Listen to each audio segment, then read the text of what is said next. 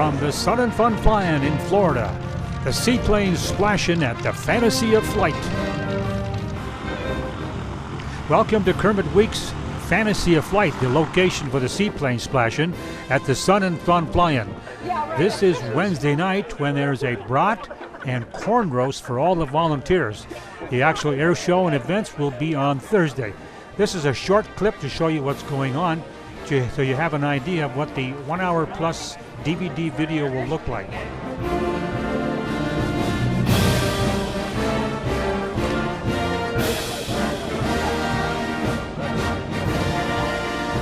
It's April 22nd, 2009. I'm Bill Gillespie, and me and my wife are chairman of the Seaplane Splash-In at Lake Agnes Fantasy of Flight, which of course is Sun and Fun. We're having our brats and corn for our volunteers that have worked so hard to put this great situation together. And tonight we're being sponsored by Harry and Kathy Shannon over at Amphibians Plus in Bartow. And they bought the brats and the corn. And it's great to do something for all our volunteers, because without them, we couldn't make this happen.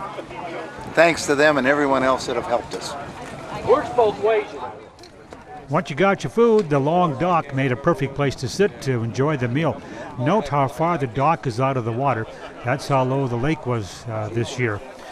This is what old airline pilots do on their day off. They carry signs and let people know who sponsored the event here.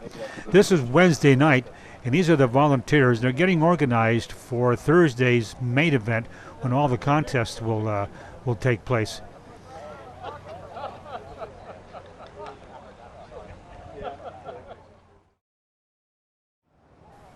I arrived early Thursday to take a look at some of the airplanes parked on the field, and the one aircraft that really caught my attention was the AirCam. I've seen this picture before. The airplane was being used in the Adirondack parks to do some very short landings in some high mountain places. I found the owner, Ed McNeil, and he explained how the aircraft is used in the Adirondacks, and he also told us about the airplane.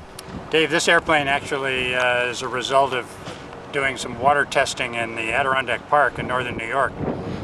In 2000, I built an earlier AirCam that had the Rotex 912S engines on it, and I used that for 5 years to take water samples in the Adirondack Park. And in that time, we were getting into lakes as small as about 350 feet. With this airplane, I have the 914s turbocharged, so on a typical 4,000, 5,000 foot density altitude day, we can get into lakes that are 250 to 300 feet, which opens up about another 500 lakes in the Adirondacks that we can take water samples in. But the bottom line is that this one airplane and its predecessor is responsible for the majority of research that we have in the United States on nitrogen deposition, which is part of acid rain. Nitrogen is slowly fertilizing the lakes, freshwater lakes that we have in the U.S. out of existence rather rapidly, and we're kind of on the tail end of a logarithmic curve in the rates of deposition of nitrogen. So we don't have a lot of time to correct that, and the solution is in changing the way in which we burn coal. It's actually quite simple technology, because nitrogen oxides are formed just by heat, and it's not a combustion byproduct. It's actually just a function of the combustion heat of the whatever burner that the coal is fired in. The surface temperatures of the burner get high enough that it converts nitrogen in the air to nitrogen oxides, which is what we see as particulate falling around the northern hemisphere. So that was the original reason for the AirCam on floats, and this is just the next iteration of it, and it's pretty sophisticated for a purpose. So we can get into ever smaller lakes. It's also set up for IFR, not that we're typically flying IFR, but sometimes we need to get through a fog layer or a low layer and get on top. And it's certainly convenient to file through Class B airspace like Washington and Philadelphia when I move it from Florida to New York or back. The airplane is mounted on floats. Its predecessor was the first AirCam that was ever mounted on Montana 2200 floats. This is the second one that's on Montana 2200 amphibs with a hydraulic system. It's manual to raise and lower the gear. And all of this attached hardware that you see here that attaches the floats to the airplane basically was designed just for this airplane. And it's turned out to be almost perfect. The balance in this airplane on the water is about as good as you can get. And it has so much power that it can actually take off the water on a single engine. And with both engines running at full power, you can get off the water in about 3 seconds. The propellers on this airplane are very unique in that they're Airmaster propellers from New Zealand. They use a warp drive blade, but the hub and the prop controller and the prop governor motor are all a New Zealand product from Airmaster. And these happen to be set up so that they're they're not only at constant speed, but they're reversing. And if you think about that on the water, that's a pretty handy device. Not so much on land because you're liable to push yourself over on the tail of the floats if you use that too aggressively, but on water it works very well, and it also helps on differential steering on the water, and as a result you don't need the complexity of water rudders.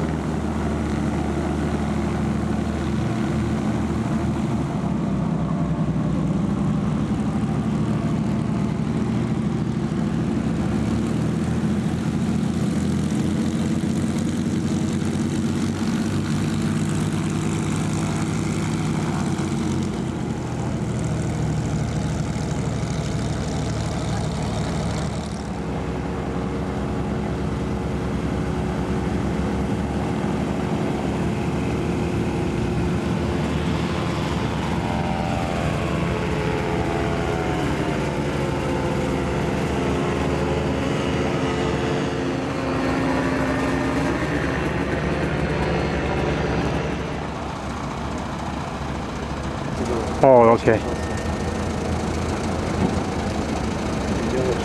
Mine is in Lake Michigan.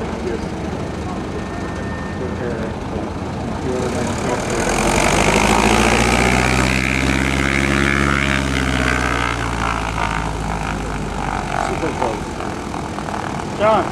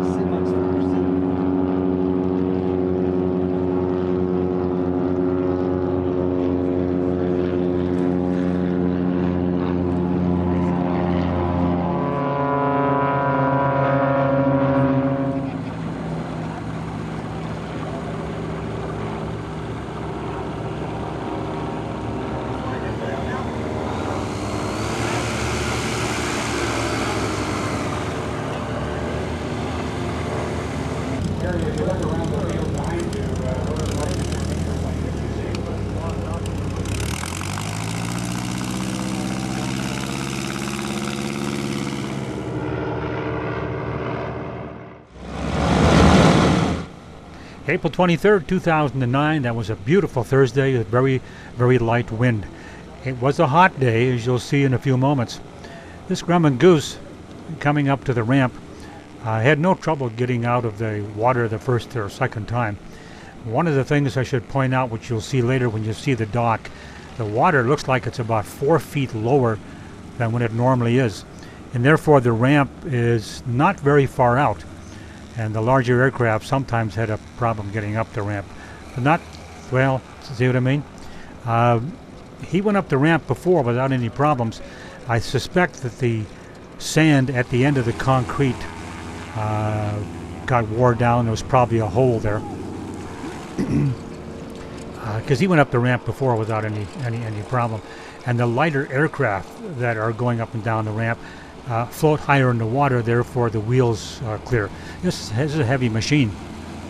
We'll try it again a few times. Let's watch what happens.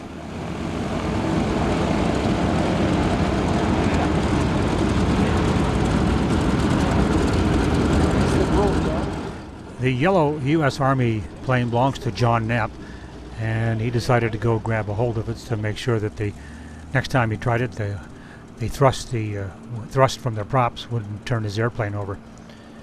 We'll try it one more time. And the same wheel seems to get caught in the same spot, even though he moved the aircraft over to try a different place on the ramp.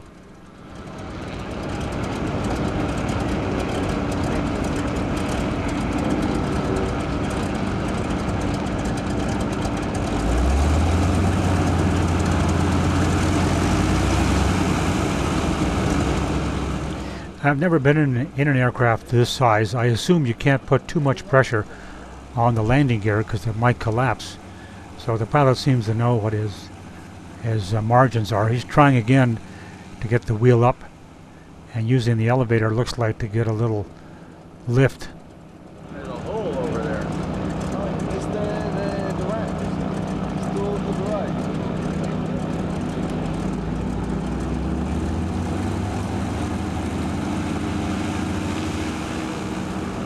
Well, the objective now is to make a complete 180 and turn out and head back into the lake and head north down to a sandy area where you can park the aircraft in the sand.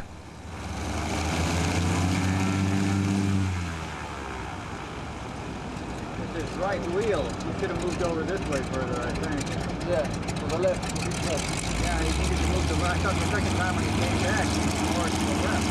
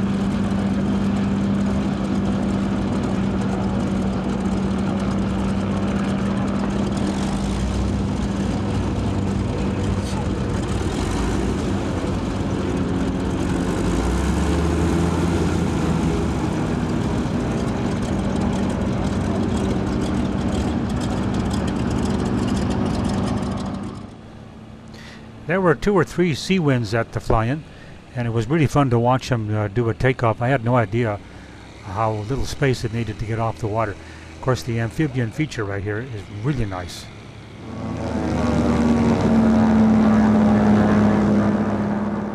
Two gorgeous sea bees showed up, and they were in and out of the water several times and did some flybys. As a matter of fact, early in the morning on Thursday, most of the aircraft gathered out on the lake to do a flyby at Sun and Fun.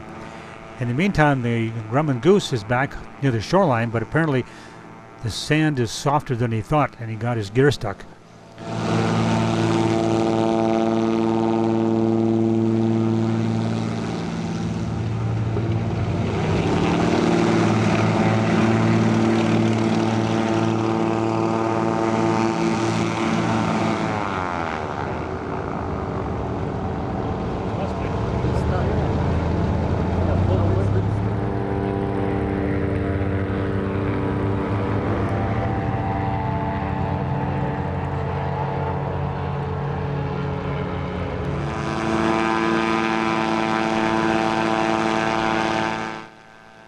I don't know if that's full power applied or not, but he can't get that one wheel out. In a few moments, some people from shore will come out and give him a hand to try to break him free. The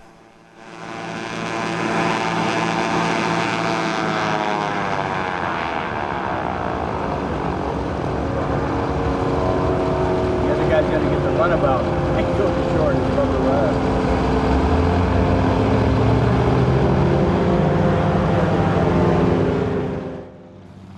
Watch one of the 2 gentlemen that's going to help push that wheel out. They do a good job. The fella at the end of the sponge in there does a little pushing, and when the airplane leaps out, he drops in the water. But he's free and he's floating, and he put on a good show for us. The audience loved it.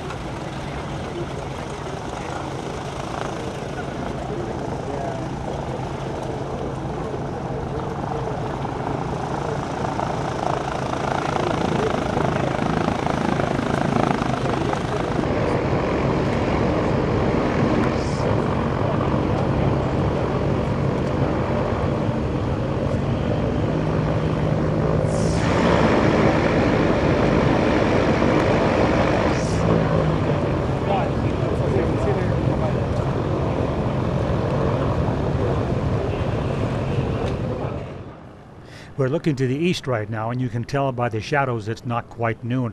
There have been a number of tents set up to get people in the shade, and some people, well, they just parked underneath the dock. A great place to get out of the sun and enjoy the lake breeze. This is Penny Picorni, the Seaplane Pilots Association Membership Services volunteer. I see London broiled steak and cheese, Polish and Italian sausage, hot dogs, hamburgers, not to forget the golden fly fries. Service at both sides. Flies, did you hear that? Yeah, the flies that fry are the fries that fly. But get in line for some refreshments and have a good time. We're looking east now from the control tower, and the water tower and the big brown buildings are the Fantasy of Flight Museum.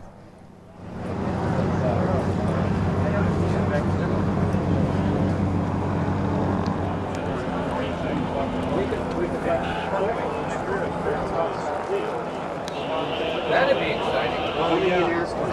Let's see how many people we can load. All right, looks like we've got, and I can't tell the model from here, but a short wing Piper, probably a PA-20, maybe a 22. Coming in for a docking. Again, this aircraft is going to be nearly 50 years old, on floats, still servicing. You ever give it up? This is what I was talking about earlier, sitting underneath the dock. Look how far the dock is above the ground. The water was really low this year. In the background in the aircraft parking area was a PBY. It was not flying, it came from the static display at Fantasy of Flight. I call this the event of the day. How often do you get to see a Grumman duck flying, landing, and taking off? Kermit Weeks, the owner of the Fantasy Flight Museum, brought this out and put on quite a show for us this afternoon. Let's watch for a couple of minutes.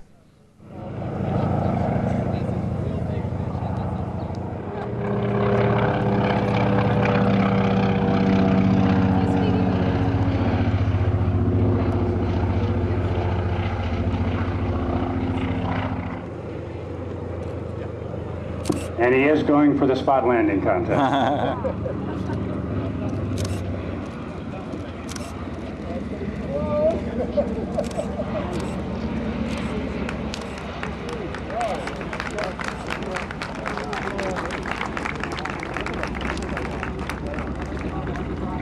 You got a standing ovation here.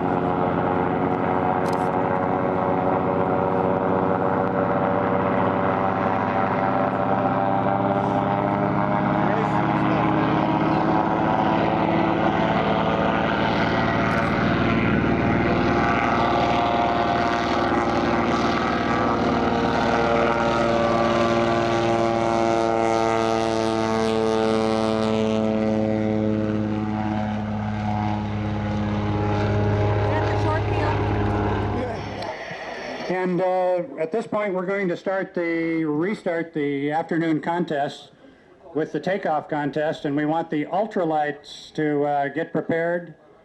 The 3 ultralights that are registered for the takeoff contest, please proceed out onto the water. And from that point on, we'll start by class, starting with class 1 after the ultralights, going on up to class 12. Some of these classes we don't have any entrance in, so there actually will only be probably 6 or 7 classes that will have a takeoff contest.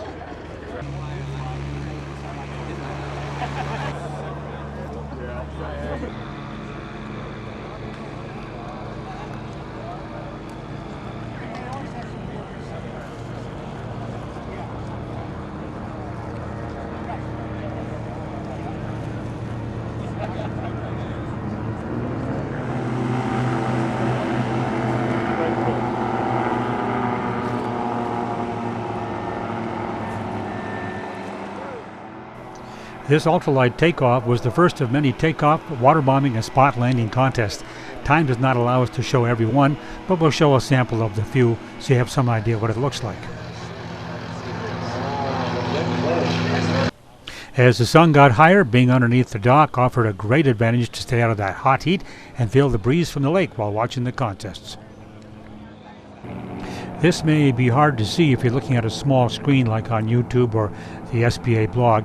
These are 3 Seabees competing in a takeoff contest.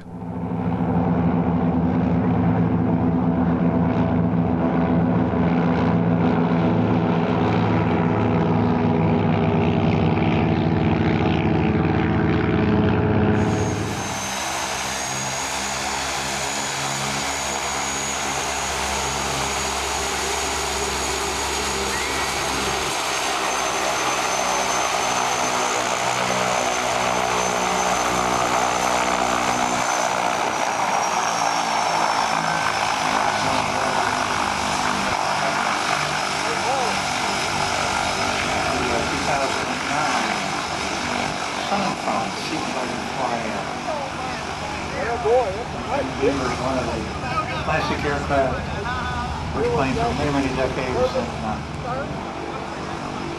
Canada and other parts of the world, operated with turbine power. True performance in a large amphib. This grapefruit is what we're going to use to drop outside the airplane onto a target on the water. We'll be at approximately 200 feet and we're flying a lake amphibian. Therefore the window can only be open about 4 inches, which is enough to drop the grapefruit and hope we hit the target and win the contest. Let's see what happens. Our pilot here is Bob Stebbins. He's a retired airline pilot. He's been flying the lake amphibian for some time. Let's go for the ride and see how we do.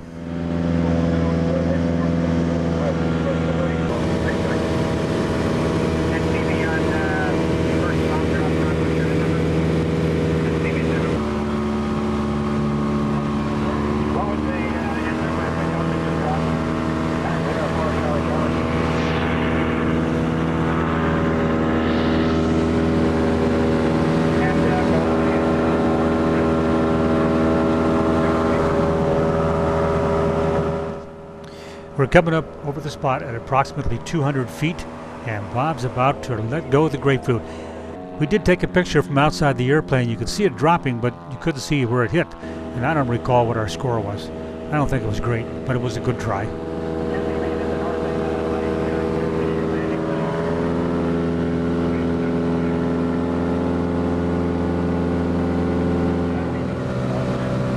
We went around the lake and now we're on our final approach for the spot landing contest. There's 2 markers out there, a red buoy on the right, a white on the left. There's also a boat with a judge in it. The objective is to land between the 2 markers on the line or beyond. If we land short, we're disqualified. So we want to be just at that spot or a little bit beyond, and then the judge in the boat will measure the distance and see how we compare to everybody else. A little hard to see, but you can see the 2 markers coming up now if you got a large screen. Almost at touchdown. And bingo, we're just a little bit beyond. Good landing.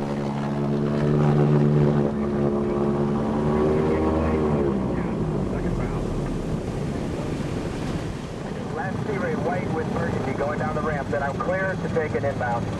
Okay, you'll get a lake amphibian Buccaneer. Will come up next after that one.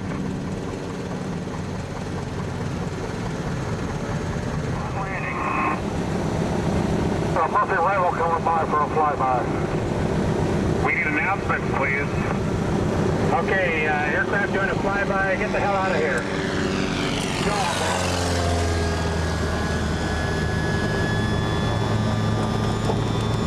Lake Agnes, Seaplane 123 X-ray back about 2 miles south.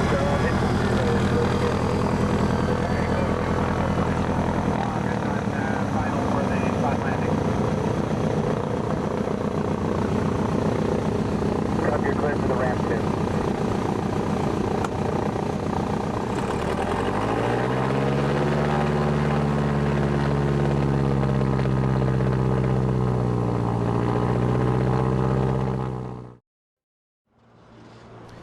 Around 4:30 and 5 o'clock, we started to leave the beachfront and head up to the main museum where the Seabirds banquet was going to be held. And part of the banquet was free admission into the museum. Of course, the Sunderland was the big stop for most of us to look inside. A bit disappointed we couldn't get into the cockpit to see what it looked like, but it was still kind of fun going through. And then from this part of the museum, we walked into a big hangar where the banquet was served.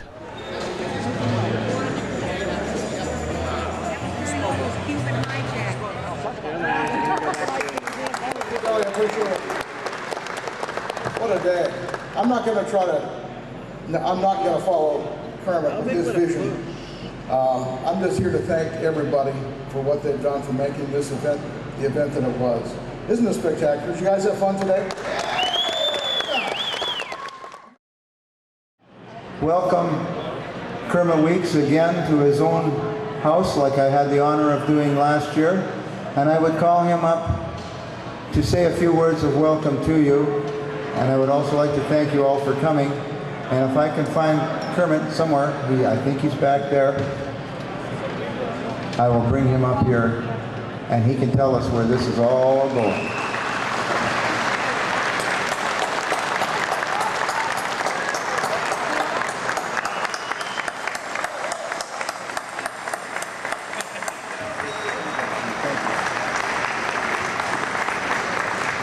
Hey, thank you, thank you. Hi, thank you so much. It's been great having you guys here. Well, first of all, I guess we had a very successful event. Couldn't ask for better weather. And I understand we broke a bunch of records. I think last year there were 85 airplanes, as I remember. Somebody told me there was 101 if you included the duck, which I didn't register, but you know, it was really part of the flying. So I had a bunch of fun out there. And you know, I kind of told everybody a little bit about where Fantasy of Flight was heading last year. For those of you who weren't here, I'll kind of brush you up and remind you and explain it. But in the long run, every period airplane that we display here at Fantasy of Flight eventually will be in its own period environment. And part of that, and part of the reason why I chose this property, I looked for many, many years trying to find out something that I was looking for, and one of them was water access to fly vintage seaplanes in their natural environment. And that's why I ended up here. I had some issues with putting the runway through the swamp with some wetlands issues and stuff. But in the end, it was something that I knew I needed to do. And it kind of defined the location here that I eventually bought the property. It was the only piece of property that met my qualifications in Central Florida, and the hardest part was to be able to have the vintage or the access to the water. And so one of the things that we're going to do here, the facility that you're actually getting to explore and enjoy right now, this whole side of the airfield was only designed to be my shop for the restoration and maintenance of what's the largest private collection on the planet of vintage airplanes. There's over 160 airplanes in the collection. Nobody comes close. So this becomes the maintenance hangar. All of the shops that surround me support maintenance. The next hangar is for restoration. All of those shops support restoration. And this whole facility in the long run becomes the backlot tour. And where everyone drove in the entrance where the flag gate entrance is, that big open field out there is where Fantasy of Flight has always been envisioned to be.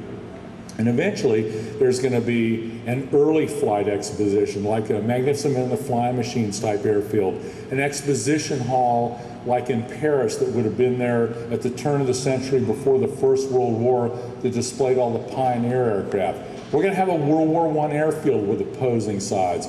We're going to have a golden age of aviation, the 20s and the 30s area that'll have the Stinson Ford Trimotor and the Spirit of St. Louis and all the GB racers and all the biplane rides. This area, this building, and what will encompass the other side of the runway will reflect late 30s, early 40s, what you would have seen during World War II. But the coolest part that relates to you guys is the 8 acres that the splash-in basically encompassed down there with the dock, the seaplane ramp, and everything south of the short runway where everybody's camping in the airplanes. That has always been envisioned to be a 1930s recreation of a Pan Am Clipper base. Ramp, 2 big hangars, a seaplane terminal that will reflect the period, like the Dinner Key Treasure Island facility that was out in San Francisco. And also, I'm currently envisioning on the south side is where we're going to do the World War I airfield. And I'm thinking not only on the north side of the swamp where we're going to have this 1930 Pan Am Clipper base recreation, but on the south side, relative to where the World War I thing is, we're going to have a seaplane base for all the airplanes before 1920. Curtiss flying boats, you know, the Schneider Cup racer type things. So anyway, with that, that's a big dream. Think big and then try and figure out a way to make it happen. And that's kind of where I'm headed. And I think the guys passed around, they explained to you that this was so successful last year, we're kind of hosting the Sun and Fun Splash-In, but you know, this is really their kind of event. We're happy to help out. But because of the success of last year, we decided that we're going to do our own Fantasy of Flight fly-in for seaplanes 6 months out, 180 degrees out of the year. So I think it's the 3rd week of September, 26th and 27th. We're going to host the first annual Last Big Splash. So it's going to be the last big splash of the year, you know, the biggest flying, blah, blah, blah. We're looking for great ideas. We're going to start out with a 2-day event, maybe move to a 3 or a 4-day event. And we want to make this the premier seaplane flying on the planet. Because ultimately, as this thing builds out, we got our, you know, Pan Am Clipper base, and we got 4-engine flying boats, and all this kind of stuff. I mean, we have the potential to create something unbelievable. So let's take our passions as it relates to float paint and hull flying and seaplane flying and all the little ones that go on the side. I've got a Quicksilver on floats I love to fly. And let's make it a premier event. So we're looking for ideas. We're thinking about showing, you know, movies at night that relate to flying things like Coastal Command and Murphy's War and things like that. We'd like to get all the little groups together, you know, the Husky guys on floats, the Lake Amphibian guys, the Cessnas on floats. Let's all get these little things and let's make this like a mini Oshkosh for seaplanes. So anyway, we're looking for your ideas. We're looking for support, potential sponsors, anything like that. And let's just make it the coolest thing on the planet for seaplanes. Thanks y'all for coming, appreciate it.